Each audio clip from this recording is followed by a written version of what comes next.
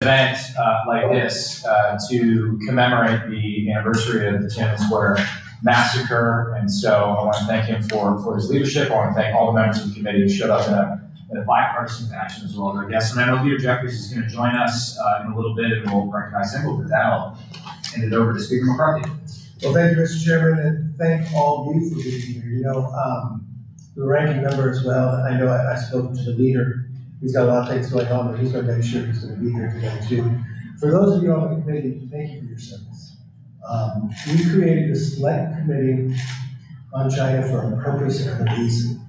And the way you have carried yourself out, your character and the work you're doing is more critical than ever, I think, at any other time as we move forward. One of our failures is not speaking with one voice.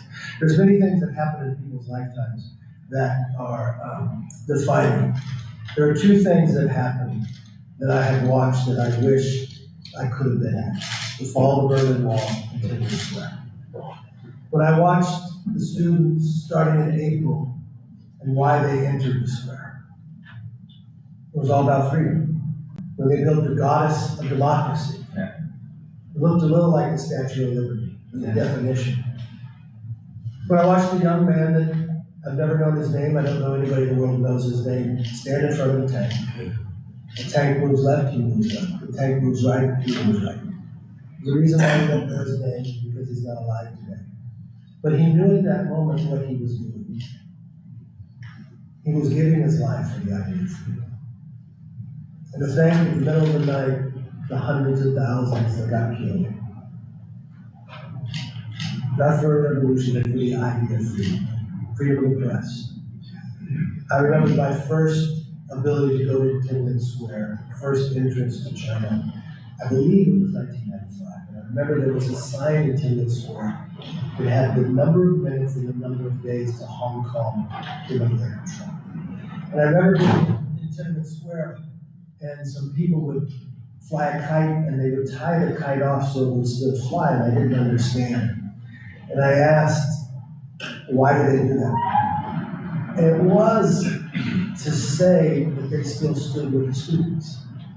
But the kite symbolized freedom, it could still fly.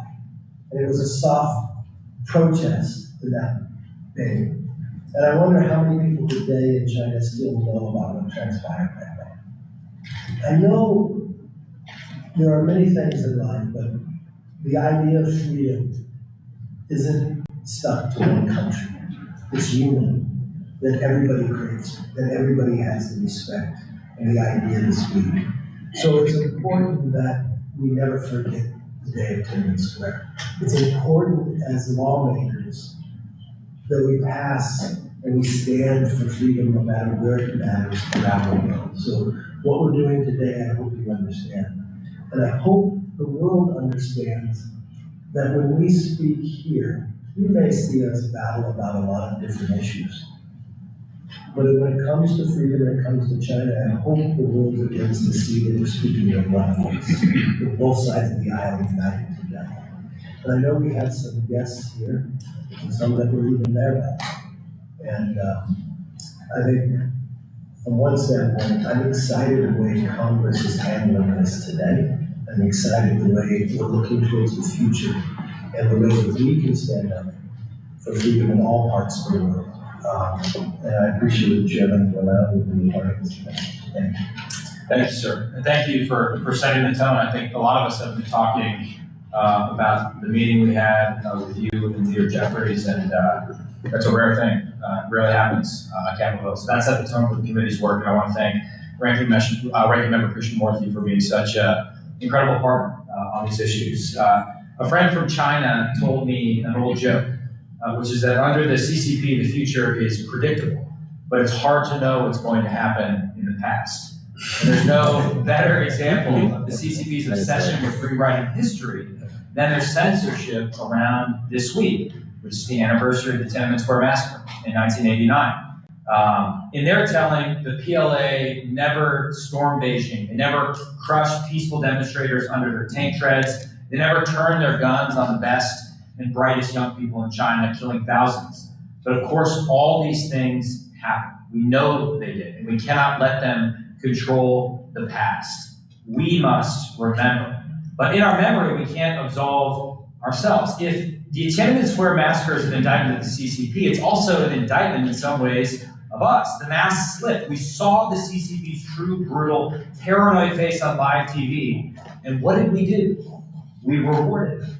Not immediately, but in the end. We delinked human rights from trade status. We shepherded their access to the WTO. When we here in America look at Tank Man, we should feel no righteousness. His courage is remarkable because it's set against the backdrop of so many people's own cowardice. We gave the PRC diplomatic slaps on the wrist. We issued some sternly worded statements, and we went straight back to our policy of relentless economic engagement. And the message was, keep the cheap goods flowing. And if you're going to abuse human rights, just try not to get caught on camera. We told ourselves the fairy tale that as China liberalized economically, the CCP would liberalize politically. But the opposite has happened. And now, after 34 years of relentless economic engagement, what do we see?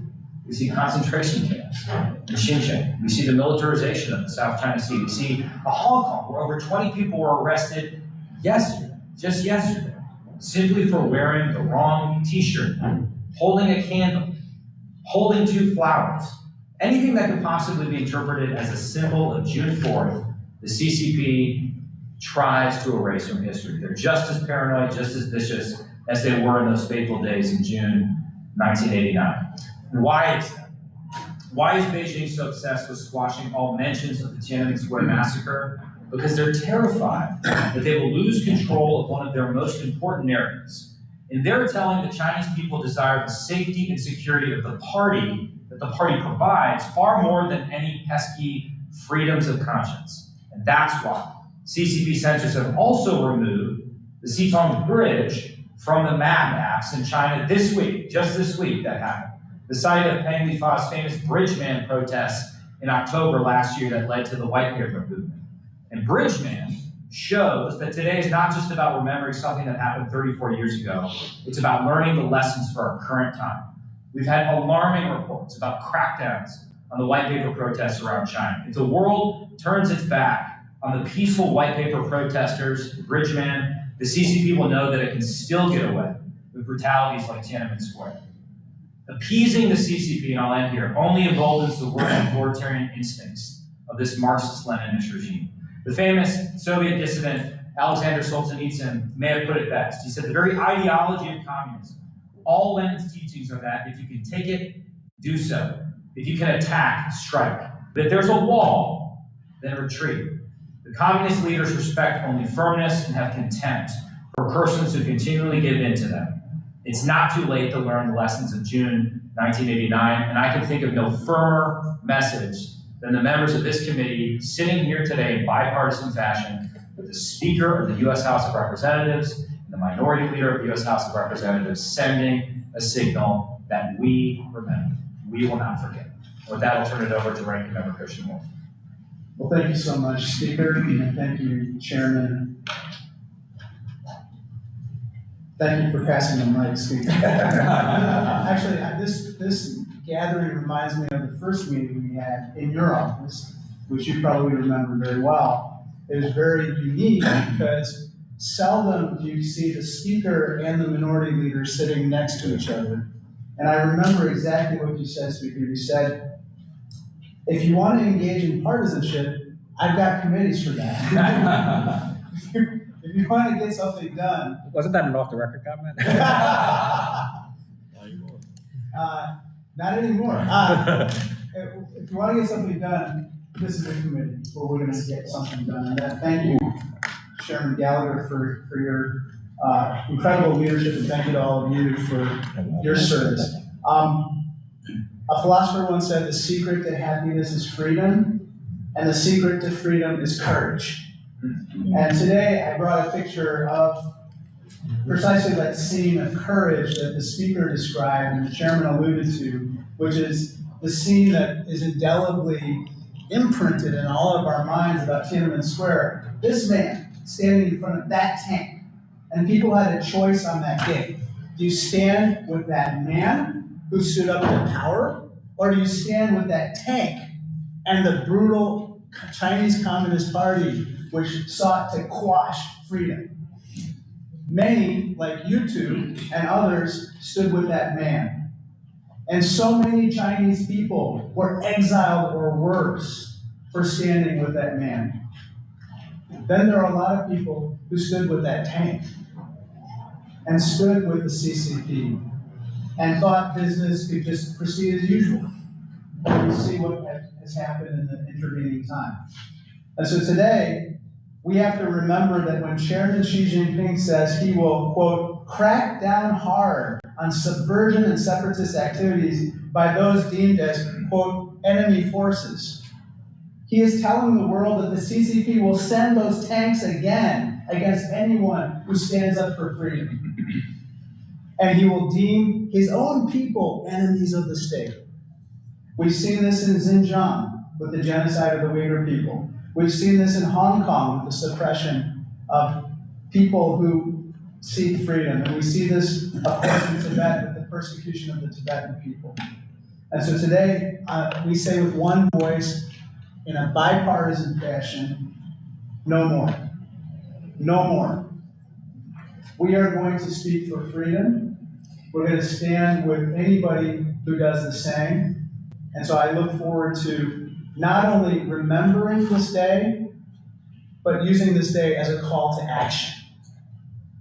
That is what this committee is about. And so thank you, Speaker, thank you, Chairman, thank you to all of you for joining in acting and not just remembering based on what happened in June of 1989. Thank you. Thank you. We are honored to be joined by two very important guests this evening. I should note that Diamond always reminds me that my pronunciation of names, my pronunciation of Mandarin is terrible. I spent my adult life learning Arabic, the wrong language, so I apologize.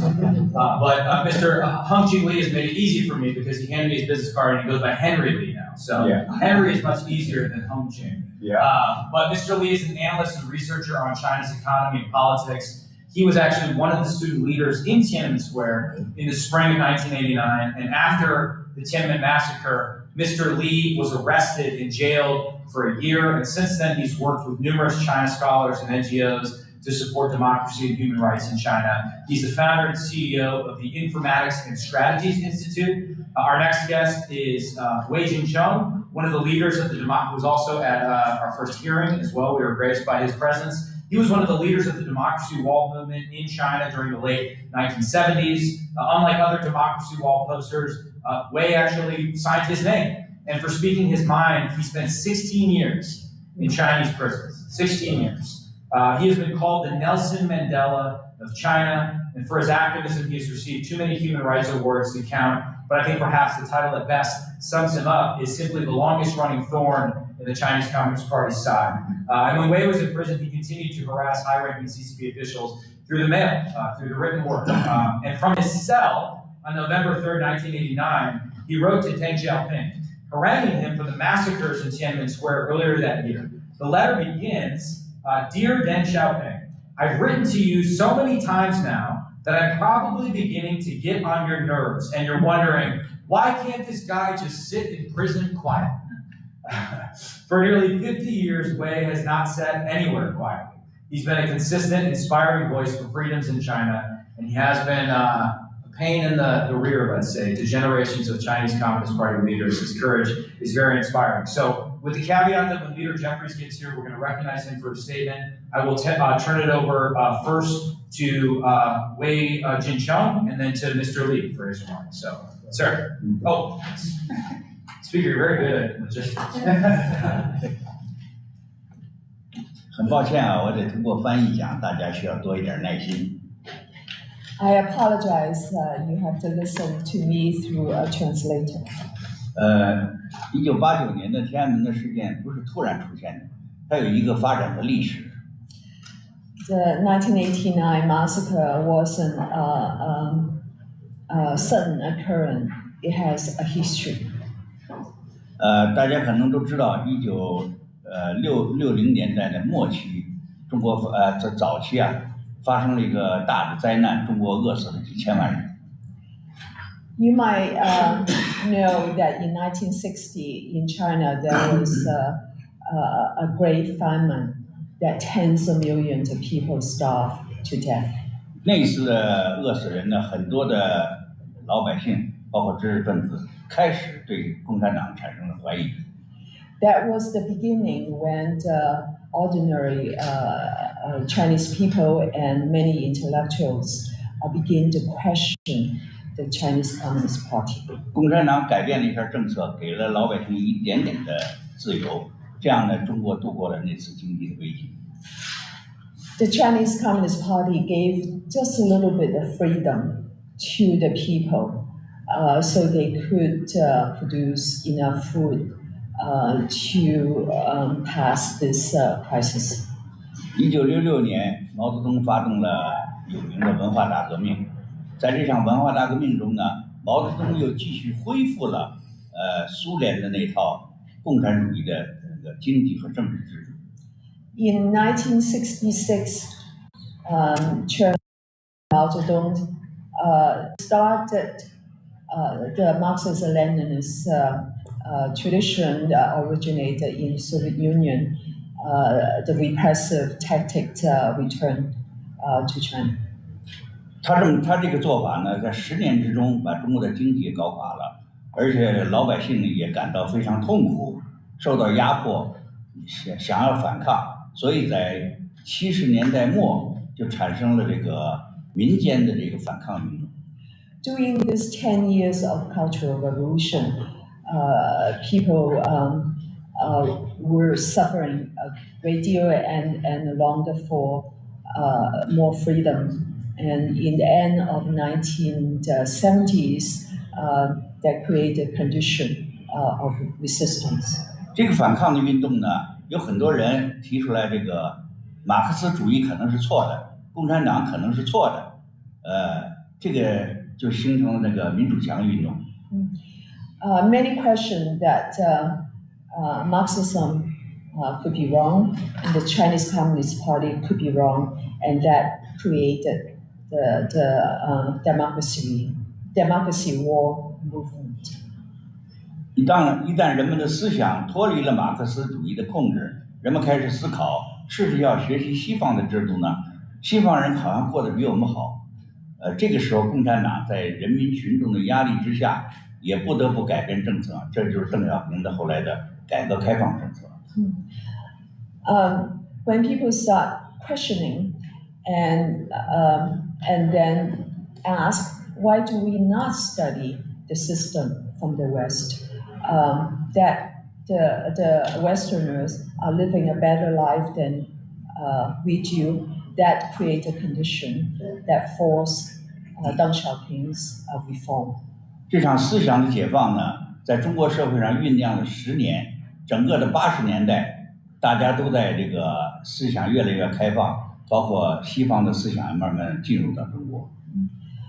During the 80s, this liberation of thinking created more chances to learn about other system and about the West. 这个时候，共产党感到了威胁，他们觉得继续开放下去，继续让思想这么发展下去，那么共产党的统治就要垮台了。The Chinese Communist Party began to feel afraid because the continuation of liberation thinking would ultimately bring to the downfall of the Chinese Communist Party. 由于人们要求自由、要求民主的这个想法太强烈了，所以在1989年就爆发了一场民主运动。于是共产党就感到没有其他办法了，不能说服老百姓，只能出动军队来屠杀老百姓。This created the Tiananmen protest movement in 1989. The Chinese Communist Party felt that they cannot persuade the people. The only way they could repress the people is by opening the guns. 据共产党内部的统计，光在北京市就杀死了超过1万人。Just the death in the city of Beijing alone is 10,000. 在这场屠杀之后呢，美国政府扮演了不是很光彩的角色。After this massacre, the government of the United States did not play a glorious role. 美国的制裁停留在口头上，而且很快就派了特使去向邓小平通报情况，表示两国还是要继续友好。Sanctions were mainly words, and very quickly, special envoy was sent to Beijing to improve relations. 在那之后呢，中国和美国的经济发展的还很快。After that, the economic relations between China and the United States improved very rapidly. 人们的生活水平得到了一定的提高。The living standard of the people were raised. 加上严厉的镇压措施，所以在那之后20多年，老百姓的反抗就是变得很微弱，只有一些少数的异议人士还在坚持反抗，很微弱。The improvement of the economy plus very repressive tactics have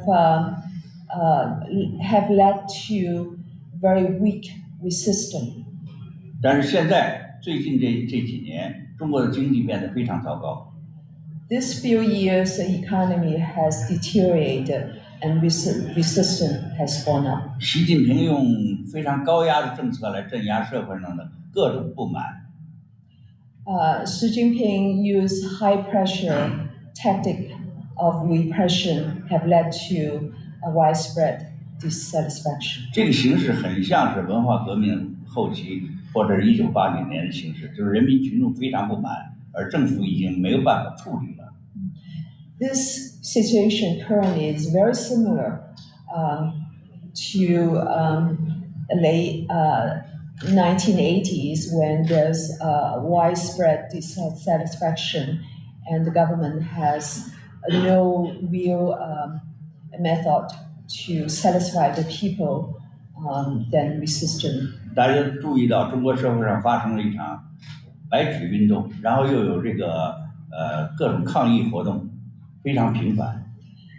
You might have noticed the white paper movement is widespread and all kinds of resistance are sprouting. 而这个形势呢，加上经济下滑，和1989年的情况非常相似。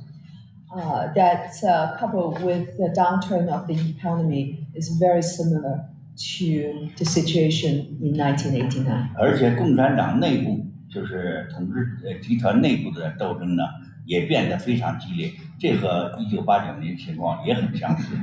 The internal power struggle among the elites, among the communist elite, is fierce, and that too is very similar to 1989. 所以中国很快要发生一个巨大的变化。那么美国社会、国际社会怎么样应对这个变化？现在应该开始思考这个问题。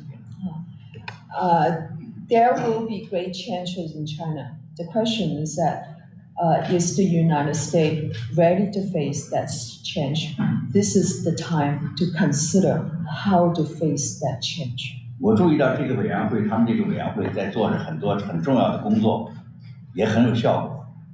I have observed that this community have done many good things and very effective things. 但是很多中国人让我告诉你们，让我传话给你们说，你们做的还很不够，对共产党的威胁还太小，还不足以对中国人民构成帮助。Many Chinese people have sent words to me to send this committee a message that even though you have done well, it is not enough. You are not creating enough pressure on the Chinese government. 所以我希望有一个新的政策，美国有一个新的政策，能够改变中国。否则的话，如果美国不能改变中国，那么习近平可能也想改变美国。I wish the American people would consider changing to a new policy. If you cannot change China, then Xi Jinping will try to change you. 美国人可能觉得习近平太狂妄了，他做不到。但是习近平不这么认为，他可能觉得他有办法做到。Many people consider Xi Jinping cannot do this, and he is wishful thinking. But that is not how Xi Jinping thinks. He thinks he could do it. 他会知道一些危险，威胁到台湾，威胁到美国，甚至渗透到美国来，掌握美国的政治，这都是有可能的。He can create a danger and pressure. He can pressure Taiwan. He can pressure the United States. He can even penetrate into different level of the United States. These are the things he could do. 所以我希望跟大家更多的合作。I wish to cooperate with you much more. Thank you. The message you convey from the Chinese people is the same message I get from the speaker. You haven't done enough. With that, I recognize Mr. Henry Lee. Thank you. Thank you very much to the speaker, Kevin McKenzie, yeah, to the chairman, Mike Gallagher, and to the ranking member, Rushmore. Roger. And We can't even pronounce it. yeah, okay. And to all these committee members to host this event is very important, not only for Chinese, not only for Chinese people, yeah, it's also for the world. So I think, Mr. Wei Jingsheng just talked many points of what I have already wrote. So, but I think I have to change. So first, in 34 years ago, when Tiananmen Massacre happened, I was there. In the whole evening until the early morning, I left the Tiananmen Square by 7. Just a little bit before 7 a.m. is the deadline for the PLA member to control the square. So I was one of the last group people were pushed out from there. So when I get back in that time, I was a senior student in Tsinghua University. And when I get back to my condo, so all my shirt was blood. It's not mine, it's my colleagues. So from there, so you can feel it's how hard to pass through that. So in that time, I was 22 years old. And right now I'm 56. So since 34 years passed away. So however, I think just like Mr. Wei Jingsheng said, so all our Chinese people, we still want to get democracy. We still want to protect our rights. So honestly, I think all our modern fighting for the democracy is from Mr. Wei Jingsheng. Since when we grew up, when I was in the high school, I heard his fifth modernization. So his famous point. So since he said Deng Xiaoping covered four factors of modernization, but he said it's not enough. Since without democracy, China is not a normal modern country. So we need democracy. From there, I think we start try to understand why. And during the 1980s, so I call it the best period of the CCP period. Since in that time we get a lot of resources, we can learn a lot of things from the Western country, including the democracy system. So that it lead to 1989 student movement. So after that, so in that time, Deng Xiaoping used to say, we can kill 200,000 people, and then it will give us 20 years the power. We can hold power for 20 years. Yeah, he did it. CCP did it. Right now, 34 years passed away. So they still on the power, right? So, and the situation of human rights and democracy was worse and worse, become worse and worse. You can see, ranking member, just mentioned, so just so many people were put in jail, and so many people were put in the labor camp. So much more than 1980s. So, and Xi Jinping is not only trying to ruin the Chinese people, just like Ms. Wei Jingsheng said, he is trying to ruin the world. That's true. That's true. Since you can see, he has so many, he created so many concepts, try to do lots of things by helping the other country, It's not true. He just deliver the death to all these countries. So, but right now, the China's economy dropped down so much that he has not got the power as before. So this is the chance. And so many Chinese people, right now they are struggling on their daily life. So right now, so many people against him. So, but they just scared by the PLA, by the police. So that's the reason they are still in power. So I think right now, if our Chinese people, just like a Cold War, or we didn't dare to do something, it's not true. It's also not true. So just like you just mentioned the bridge man. So 34 years ago, we have the Tiananmen, including myself. We dare to give our life for the freedom, for the democracy. So I think right now we still have so many people dare to stand up, just like it just happened last year. At the end of last year, the white paper movement. So many young people stand on the street. And also, I think that they are much more braver than us, since we never, in 1989, we never step down CCP. But this time, only many police, many protesting points they call, step down Xi Jinping, step down CCP. So they have already found the system is totally corrupted, totally wrong. So they need the new democracy, just like the fresh air.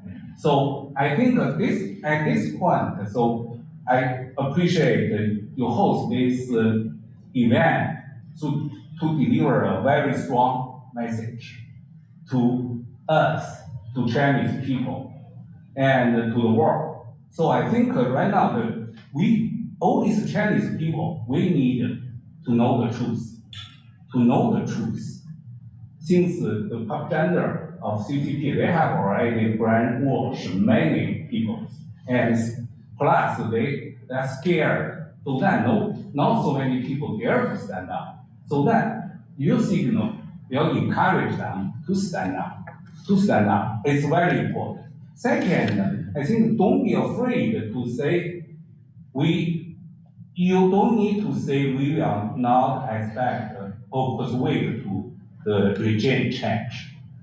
I think many public speakers, many politicians, when they deal with Chinese government, they always say, oh yeah, we didn't try to use regime change. We can let you know. Since it's internal event. No, it's not internal. Human rights is not internal. So Massacre is not internal. So then, I think as the leader of the democracy world, United States got to stand up to say it's not internal. If you did this, we will say no. So, and also, there is a very important thing, is don't say that. You deliver a wrong message to Chinese people. This is very, very important. And I think And to the end, so I will share a story. It's a short story. It happened in the lockdown of the pandemic. Yeah, there was a group of police trying to arrest the young people since he refused to test to have the CPR test. And since they were locked in the apartment, and then the police just threatened him. So that if you didn't follow us, if you didn't cooperate with us, your generation will be affected. And your son, your daughter, and your grandson, granddaughter will also affected. So the young man just stand there and said, "Thank you, but believe me, I'm just the last generation." I think we believe that. So I think the democratic China will become our country in our generation. We believe that. So we need help from all of you. Thank you. Thank you both for your bravery and for your words. I know the speaker's already stayed past his time, so why don't we just open it up for discussion and questions, and then the speaker may have to leave, and the minority leader will come at some point and destroy us. There was an interesting article in the New York Times about youth unemployment, and it seems to me the discontent of unemployed youth in China is a ticking time bomb. And what I found striking is Xi Jinping's reaction. Instead of promising his people's prosperity, he's using language like "eat bitterness." He's glorifying hardship. Almost, he's resigned to a world without economic growth, without prosperity, which is a shift. So, can you comment on the politics of youth unemployment in China? Yes, I think they have already made their decision to try. They call the Taiwan, the United Union. Taiwan is the core value for the country, for the party. And honestly, I think most Chinese people, they understand it's not the core value of the country, it's the core value of himself. So he wants to build up his legacy as the great king in the history. So that's the reason he wants to give something in the history. But before, I think 10 years ago, when he was not the president, he was not in this way. Just because he got the power, so then he wants to move forward. He dared to try to challenge, even for they lost the all these cities. So they don't care. He didn't care. He even I heard he even planned to move the capital to Xi'an. Xi'an is the northwest city. So he even dare to do that. So so he is very dangerous. He is very dangerous. So yeah, that's what I heard, and also I think Chinese people, many of them, they know.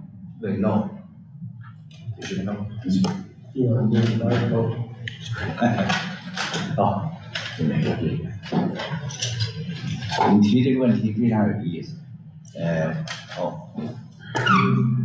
Your question is very interesting. 任何国家如果失业的人太多了，社会都产生动荡。In any country, when the unemployment rate is too high, there's always instability. 而且在中国现在是有几千万的知识分子、大学毕业生，他们在失业。Now, the high unemployment rates among university graduates. 中国历史上有无数次的革命，这些革命里面，大多数都是由这些失业的知识分子领导的。In China, there has been thousands of instability and movements, and they were always led by unemployed intellectuals. 那么如何解决这个困难？习近平不可能提供更多的工作机会。那么如何解决这困难呢？对很多国家来说，发动一场战争是解决这些困难的一个可以参考的方法。Now, how do you solve the unemployment problems?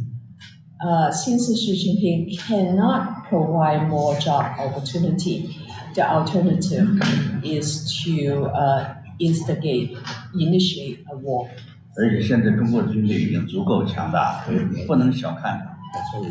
Now, the Chinese Communist military is very strong. You cannot underestimate. 而且看上去，很多中国人都看上去，习近平是在准备一场战争。Most Chinese people, in their observation, they believe Xi Jinping is preparing for war. 但是中国里边也有很多的官员和军官、高级军官反对对台湾发动战争。 But there are also many the Chinese Communist officials, some of them high level, that they are against. 最近习近平把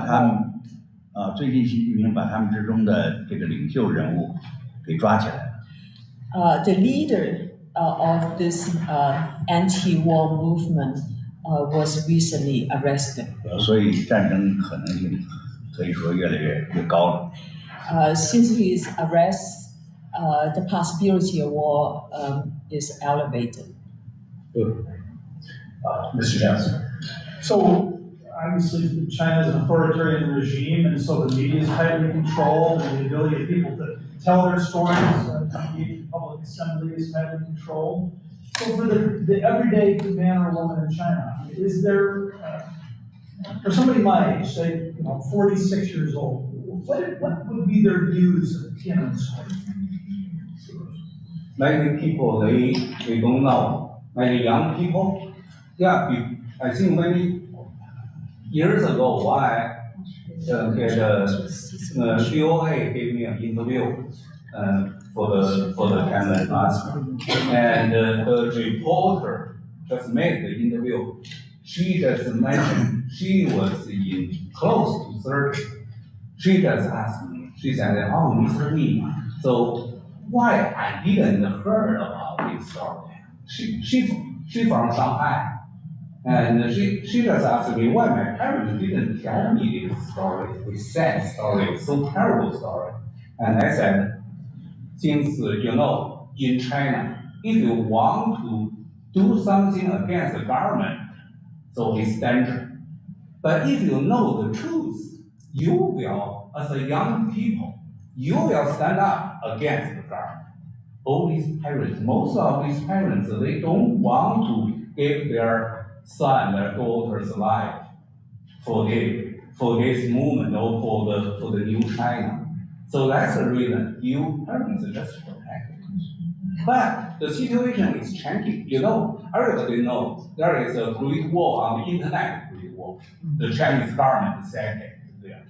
And right now, China, they have so many cameras, CCTV, and they have the recognized tool, just like they can recognize your face, your voice, even your body movement. So they can recognize you. They can arrest you right away. Nowhere you can hide. So looks like the government is so strong, right? However, there is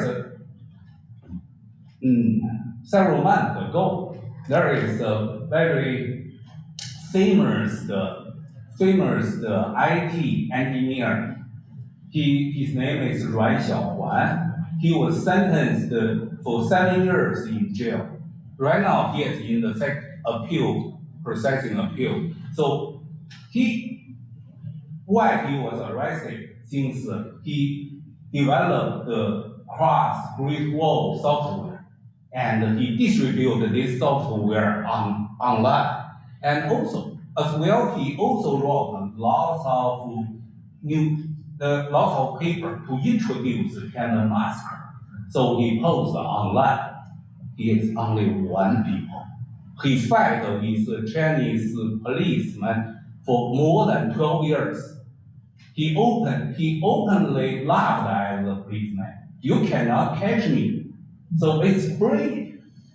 So even after he was arrested 1 year, his wife just know he was like a famous guy in the night.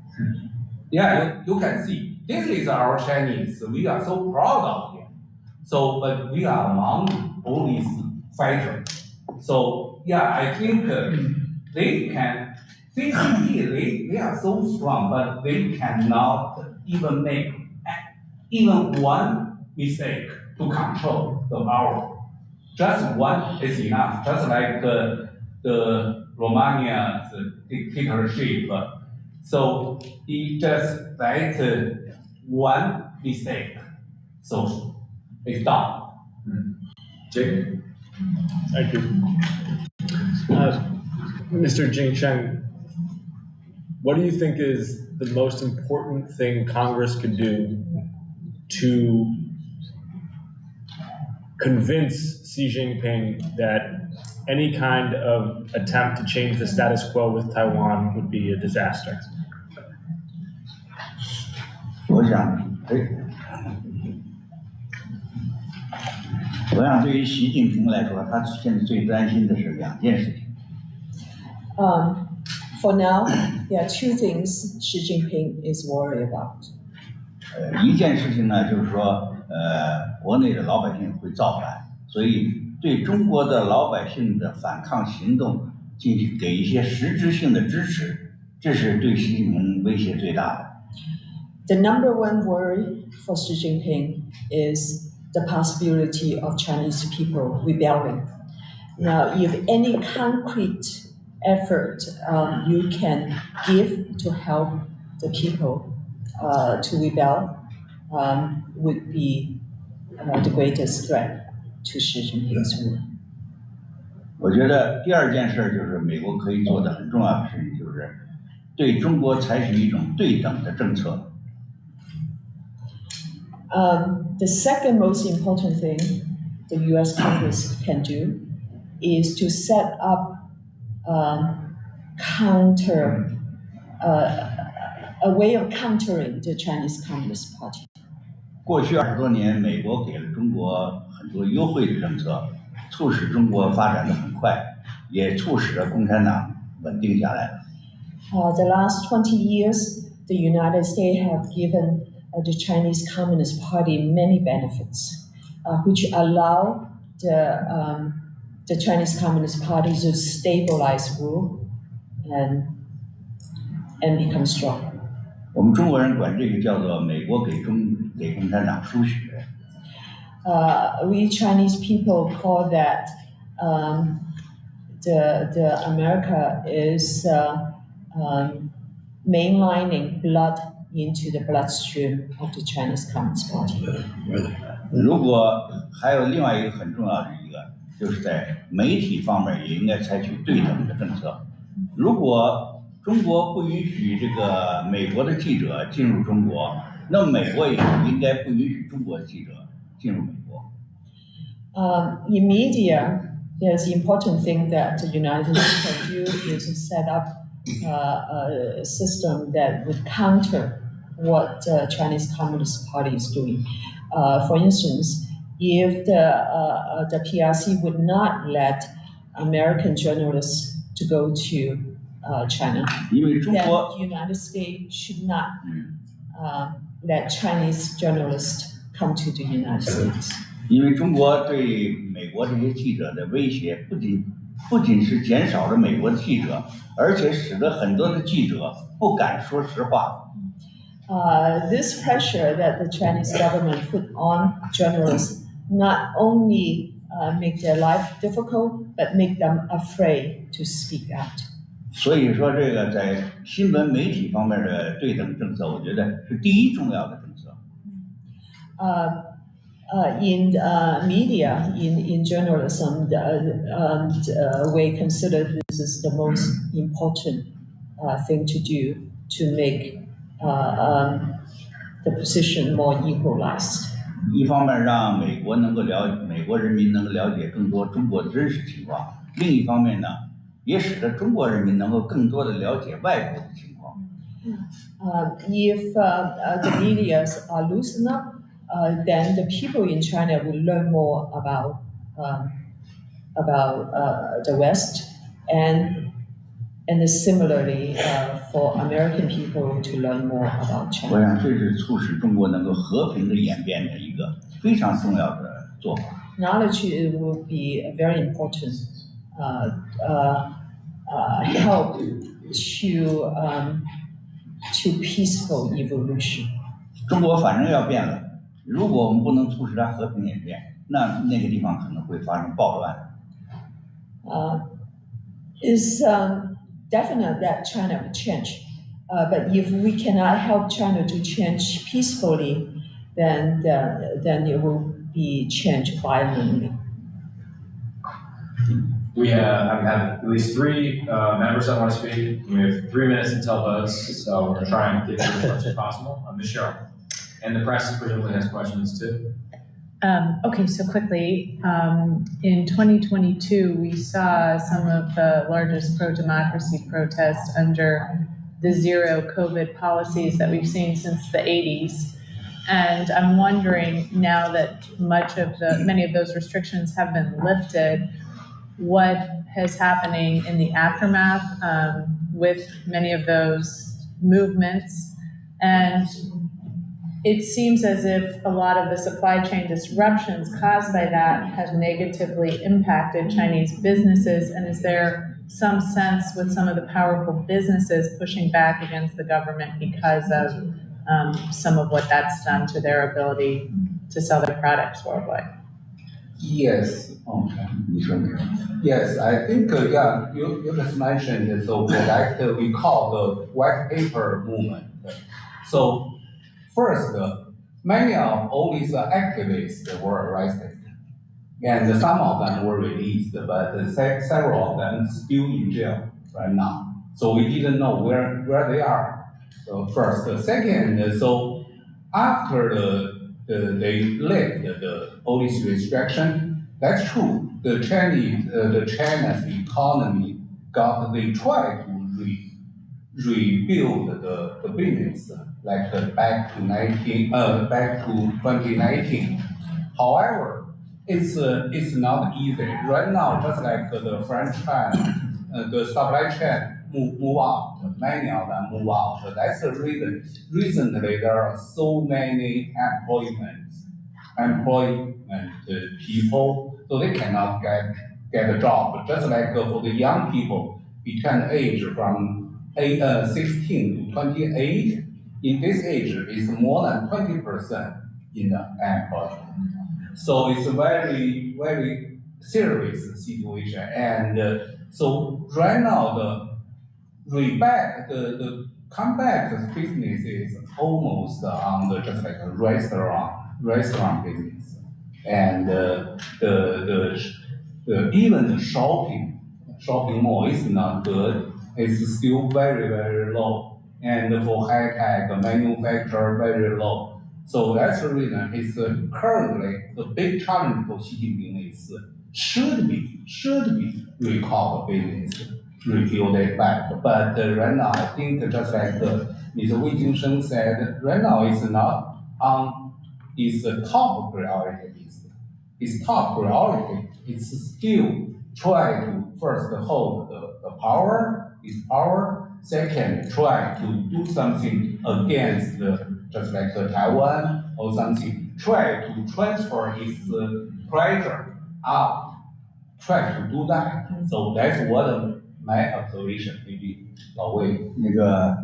您在观察中国的时候，有一件事上是美国和中国完全不同的。When you are observing China and the United States, there's one thing, they are completely opposite. 美国是民主制度，所以美国的政治家要听老百姓说话。America is a democracy. American politicians have to listen to the people. 中国是专制制度，所有的老百姓，包括那些企业家、那些大企业，都要听共产党说话。China is an autocracy. All its people and including the businessmen and the entrepreneurs, the big business, they all have to listen 当那些 to 美 the 国 government. 当那些美国的企业家说他们会去影响中国政府的时候，你千万不要相信。 If American business leaders tell you that they will go to China and influence the leaders in China, don't believe them. 实际上是中国政府要求他们来影响美国的政治家。 The reality is that the Chinese government want American businessmen to influence the politician of the United 而且 States. 他们会乖乖的来做，因为他们怕丢掉钱。 And the American businessmen will be very obedient because they are very afraid of losing their profit. Mr. Benjamin. With the CCP operates like every other totalitarian government that in history, which is control the information, total control of the information, so that they're the only ones that do it. If Congress was able to find a way where the Chinese people could actually communicate amongst themselves without interference from the CCP, where would you rate that as far as importance in trying to bring about change in China? I think it's very high. Since just like the star trend, Elon Musk's star trend. So suppose technically it will be a solution, since you don't need to try to cross the Great Wall. But Elon Musk, he has already, I think, stand with the CCP government, just like recently divided Shanghai. But suppose there's something else, not Elon Musk, right? Okay. And you don't need equipment on the ground to make it work. If the Chinese people were able to communicate amongst themselves and get access to information, how important is that to bring about change? Critically important. Okay. So it's something that Congress could actually fund. Yes. Fair enough. Okay. Like most of them. Yeah. Dan, and then we all have to leave in probably 10 minutes. Well, thank you for helping put a face on these events. Very important for us as a committee. I believe that change in China will happen. And sorry, I have allergies really bad, but will happen through the people. And I think we're all getting to the same point here. If we saw a rebellion to the COVID restrictions and change of official policy because of the people, if we're seeing decline in the economy, impacting the people, that's going to spark, we're seeing change happening there. I guess, what more could we do to help the people with that change towards peace that we all want? 我想有2点可以做。第一，减少帮助共产党。Two things you can do. Number one, stop helping the Chinese Communist Party.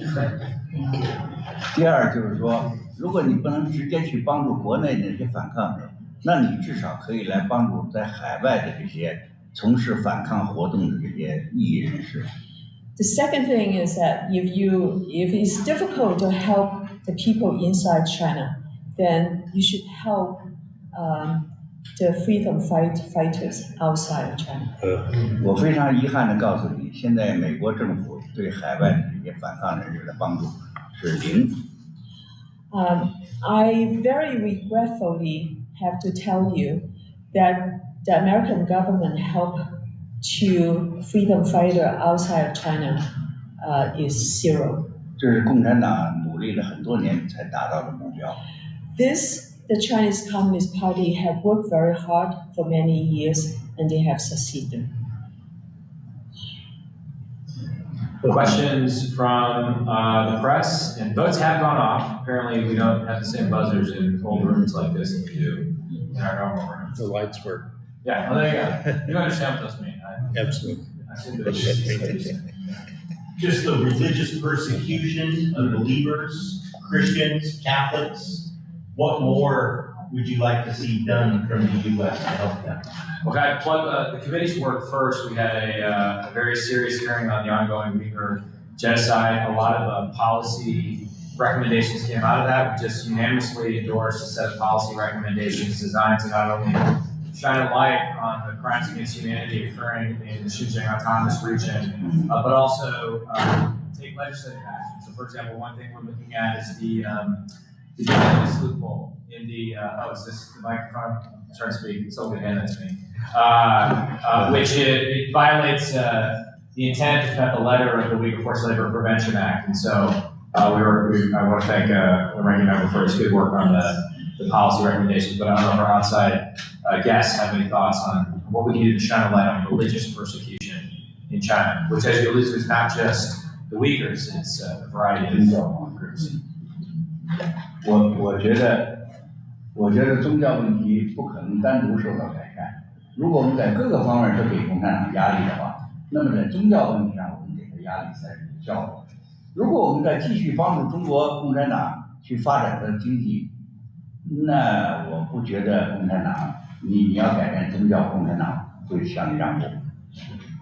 You cannot help religion singularly. If you give pressure all across the board, then religion would be also helped. Henry, any thoughts? Yeah, I think that's right.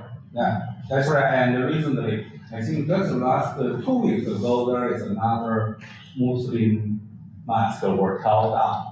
So in Yunnan or some province, and that one has more than 100 years of history. But it's just. And EWTN's viewers might be curious to learn that the CCP is actually rewriting parts of the Bible, part of the New Testament, changing key passages to suggest that the authority of God is subservient to the authority of man. Most people, I just don't think are aware that this is happening right now. Whole new level of heresy there. Yeah, indeed. So the famous scene when people encourage Jesus to stone the sinful woman, of course he says the famous words that he is without sin cast the first stone. The ending is different in the CCP version of that story.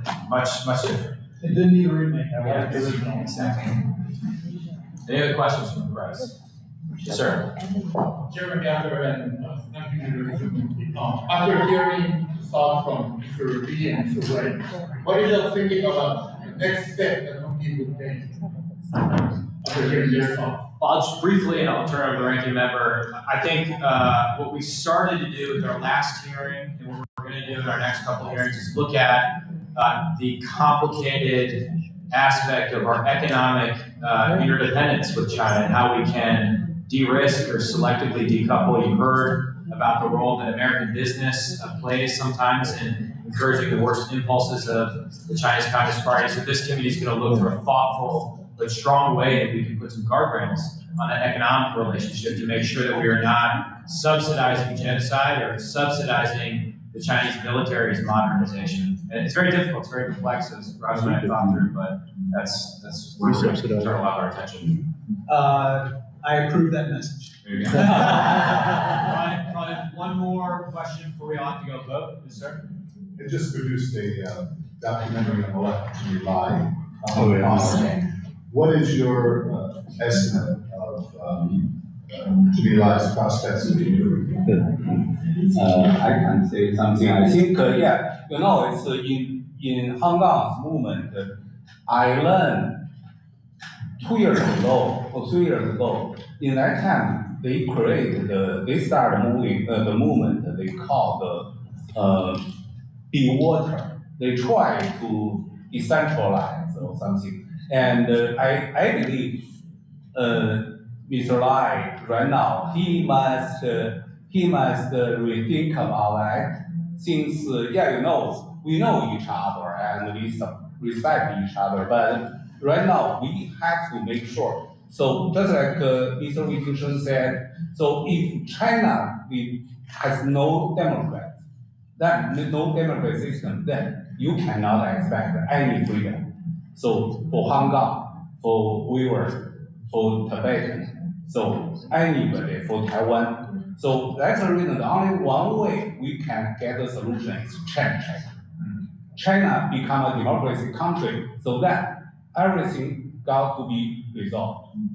Not just that, members of the committee recently went to the UK and we had discussions with members of the UK government about what more they can do, we can help them do, because of course Jimmy Lai has a British passport, he's entitled to rights as a British citizen, and the government in some cases refuses to recognize that point. So I think merely by shining a light on the case, we can have an impact as legislators. And I would submit to you that in some meaningful sense, Jimmy Lai, who sits in prison, is freer than a lot of our captains of industry who find themselves silenced for fear of provoking the Chinese Communist Party. So it's something like, particularly on a day like yesterday, that we can't predict what's happening. So with that, thank you to our special outside guests. Thank you all.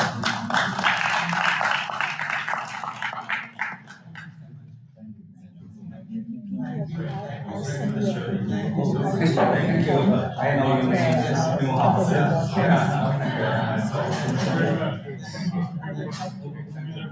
Okay, thank you.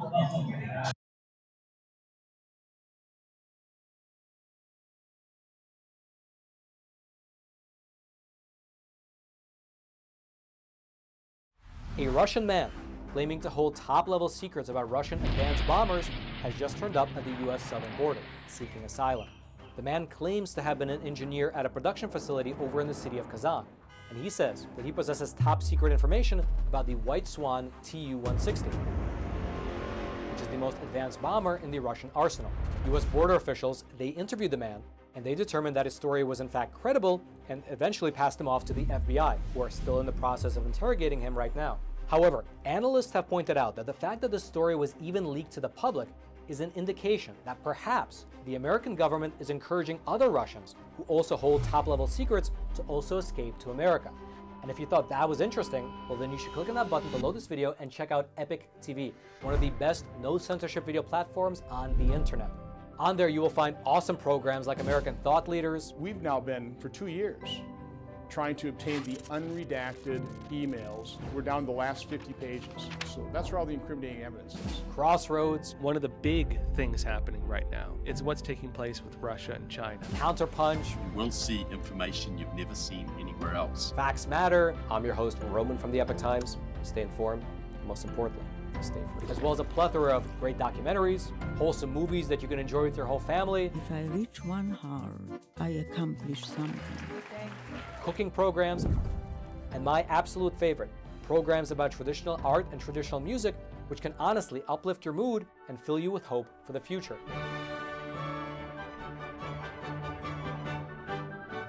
And the best thing about Epic TV, at least in my opinion, is that there's no corporate backing and there's no allegiance to some anti-American agenda. How dare you come to this peaceful community and try to scam these people? What the hell are you talking about? But rather, it's just good, honest, wholesome content that's based in truth and tradition. I saw it. It was incredible. Something that you can actually sit down with your whole family and enjoy, knowing that some ideology is not about to be pushed upon you. And who's fighting it? We're fighting it here at Epoch Times, and we need to keep bringing you the news. And so again, if you'd like to check out Epic TV, just click on that button below this video. You and your family will absolutely love it.